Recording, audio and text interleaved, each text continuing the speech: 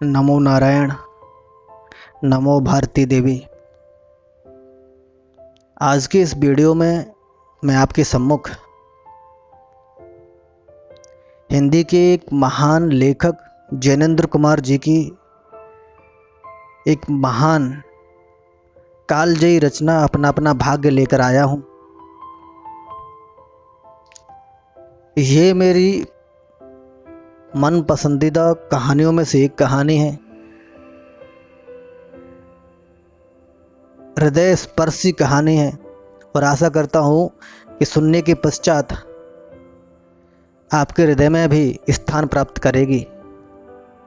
चलिए तो अविलंब आरंभ करते हैं अपना अपना भाग्य।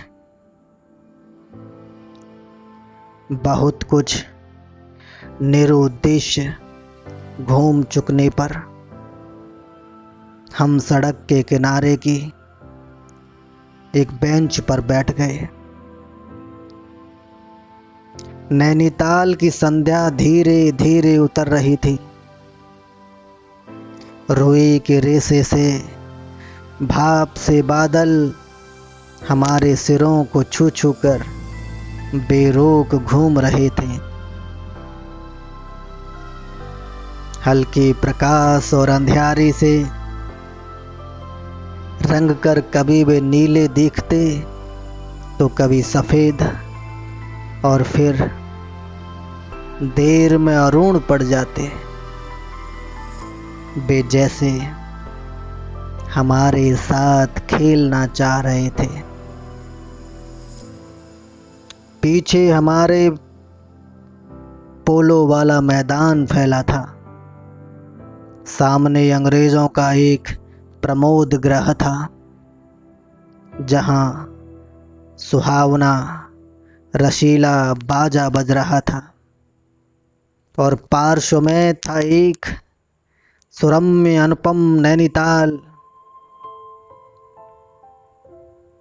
ताल में किश्तियां अपने सफेद पाल उड़ाती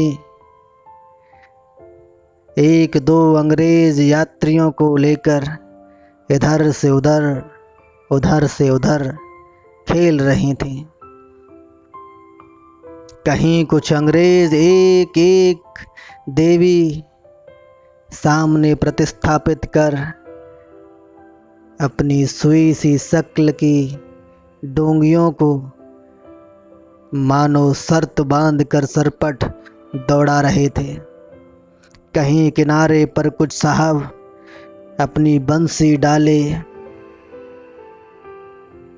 सधैर्य एकाग्र एकस्थ एकनिष्ठ मछली चिंतन कर रहे थे।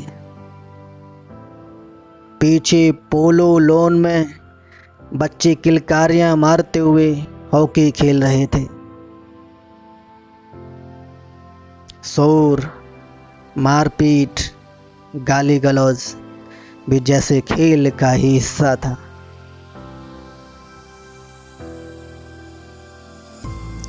इस तमाम खेल को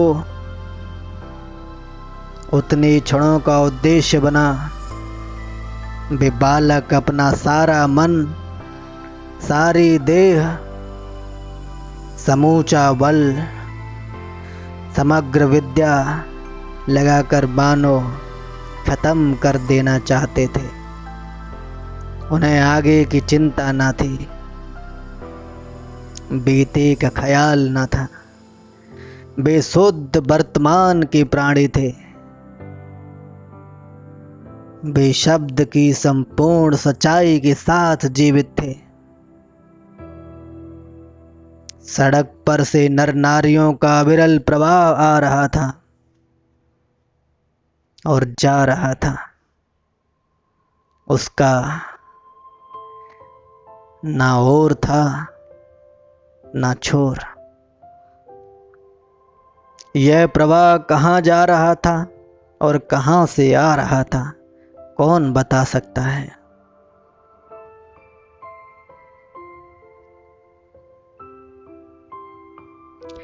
सब उम्र के सब तरह के लोग उसमें थे।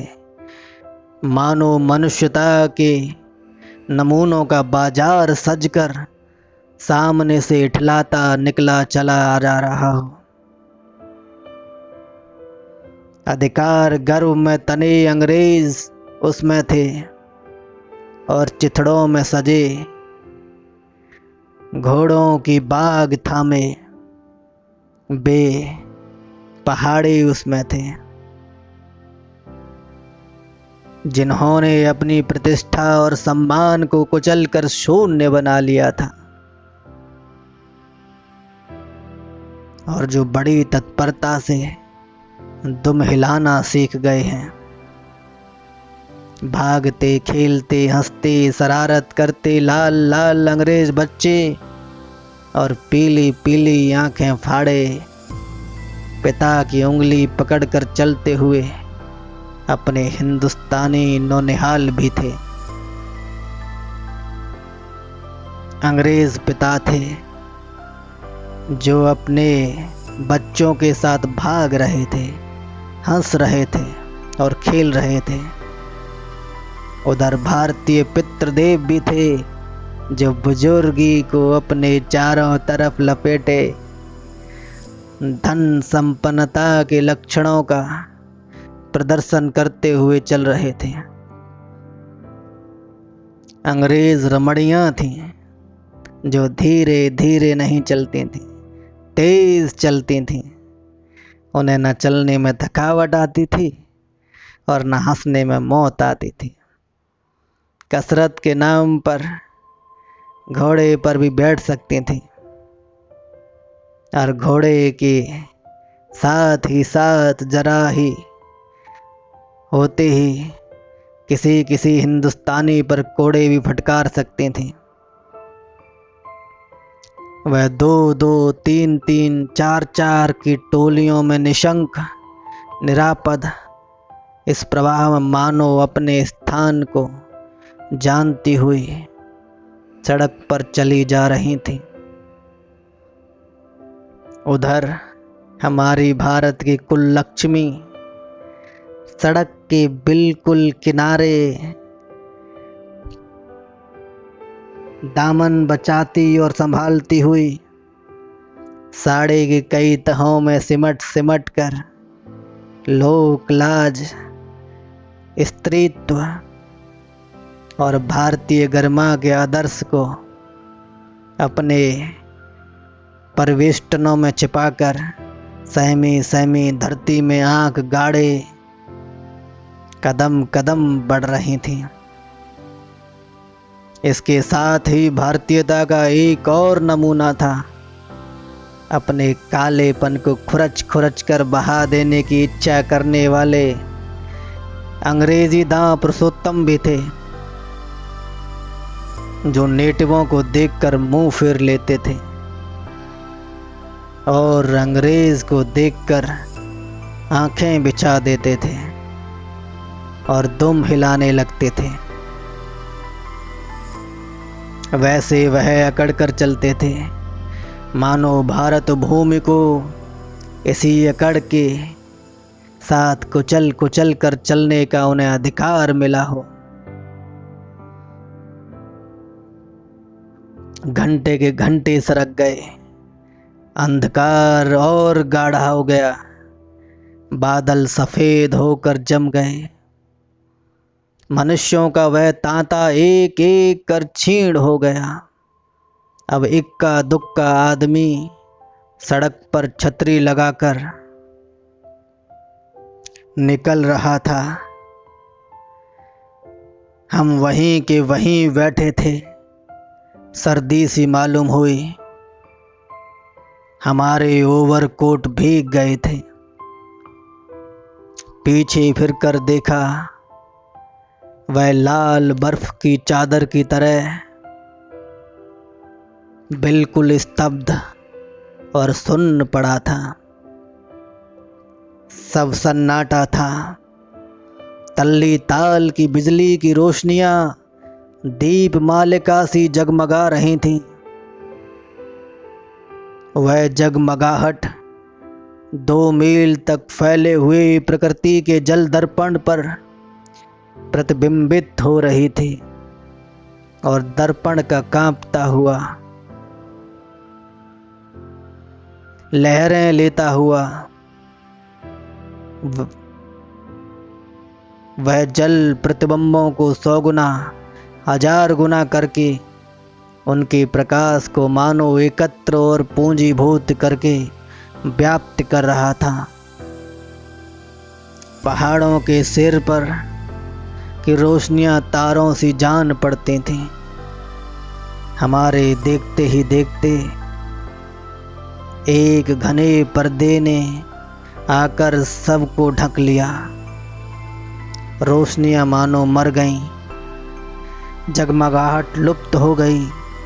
वह काले काले भूत से पहाड़ भी इस सफेद पर्दे के पीछे छिप गए। पास की वस्तु भी न दिखने लगी, मानो यह घनीभूत प्रलय थी। सब कुछ इस घनी गहरी सफेदी में दब गया। एक शुभ्र महासागर ने फैलकर संस्कृति के सारे अस्तित्व को डुबो दिया। ऊपर नीचे चारों तरफ वह निर्भेद सफेद शून्यता ही फैली थी। ऐसा घना कोहरा हमने कभी न देखा था। वह टप टप टपक रहा था। मार्ग बिल्कुल निर्जन हो गया था। चुप। वह प्रवाह न जाने किन घोंसलों में जा छिपा था। उस बृहदाकार शुभ्र शून्य से कहीं से 11 बार टन टन हो उठा, जैसे कहीं दूर कब्र में से आवाज आ रही हो। हम अपने अपने होटलों के लिए चल दिए। रास्ते में 2 मित्रों का होटल मिला। दोनों वकील मित्र छुट्टी लेकर चले गए। हम दोनों आगे बढ़े। हमारा होटल आगे था। ताल के किनारे किनारे हम चले जा रहे थे। हमारे ओवरकोट तर हो गए थे। बारिश नहीं मालूम होती थी, पर वहां तो ऊपर नीचे हवा के कण कण में बारिश थी। सर्दी इतनी थी कि सोचा कोट पर एक कंबल और होता तो अच्छा होता। रास्ते में ताल के बिल्कुल किनारे एक बेंच पड़ी थी। मैं बेचैन हो रहा था। झटपट होटल पहुंचकर इन भीगे कपड़ों से छुट्टी पा गरम बिस्तर में छिपकर सो रहना चाहता था, पर साथ के मित्र की सनक कब उठेगी, कब थमेगी, इसका पता न था। और वह कैसी क्या होगी, उसका भी कुछ अंदाजा न था। उन्होंने कहा, आओ जरा यहाँ बैठें। हम उस घने कोहरे में रात के ठीक 1 बजे तालाब के किनारे उस भीगी बर्फ सी ठंडी हो रही लोहे की बेंच पर जा बैठे। 5, 10, 15 मिनट हो गए। मित्र के उठने का इरादा न मालूम हुआ तो मैंने खिसिया कर कहा, चलिए भी, अरे जरा बैठो भी। हाथ पकड़कर जरा बैठने के लिए जब इस जोर से बैठा लिया गया तो और चारा न रहा। लाचार बैठा रहना पड़ा। सनक से छुटकारा आसान न था, और यह जरा बैठना जरा न था, बहुत था। चुपचाप बैठे तंग हो रहा था, कुढ़ रहा था कि मित्र अचानक से बोले, देखो वह क्या है। मैंने देखा, कोहरे की सफ़ेदी में कुछ ही दूर से एक काली सी मूरत हमारी तरफ बढ़ी आ रही थी। मैंने कहा होगा कोई। 3 गज की दूरी से देख पड़ा एक लड़का सिर के बड़े बड़े बालों को खुजलाता हुआ चला आ रहा है। नंगे पैर हैं, नंगे सिर, एक मैली सी कमीज लटकाए, पैर उसके ना जाने कहाँ पड़ रहे थे और वह न जाने कहाँ चला जा रहा था।